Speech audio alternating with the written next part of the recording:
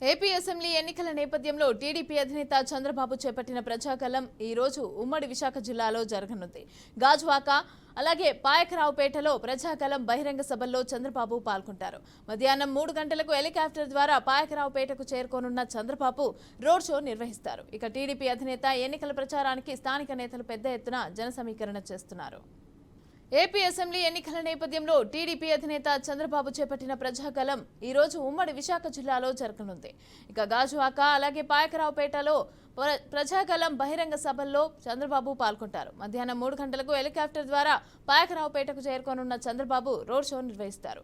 రెడీగా దీనికి సంబంధించి పూర్తి డీటెయిల్స్ మా ప్రతినిధి అందిస్తారు. ఇక చెప్పండి రామకృష్ణ గారు, ఇప్పుడు విశాఖలో అయితే ప్రజాగళం సభలు అయితే నిర్వహించనున్నట్టుగా తెలుస్తోంది.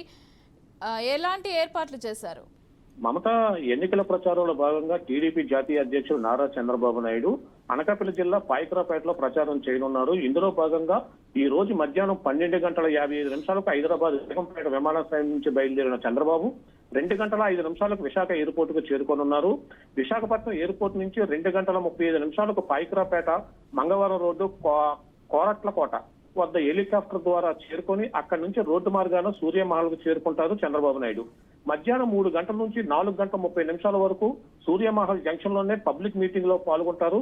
అనంతరం చంద్రబాబు నాయుడు రాక సందర్భంగా టీడీపీ, జనసేన, బీజేపీ ఉమ్మడి నాయకులు భారీ జన సమీకరణ చేసేందుకు చేస్తున్నారని తెలుస్తుంది. మీటింగ్ అనంతరం హెలికాప్టర్ ద్వారా విశాఖ ఎయిర్పోర్ట్ కు చేరుకుంటారు చంద్రబాబు నాయుడు. విశాఖ ఎయిర్పోర్ట్ నుంచి 5:20 రోడ్డు మార్గాన బయలుదేరిన చంద్రబాబు నాయుడు గాజువాక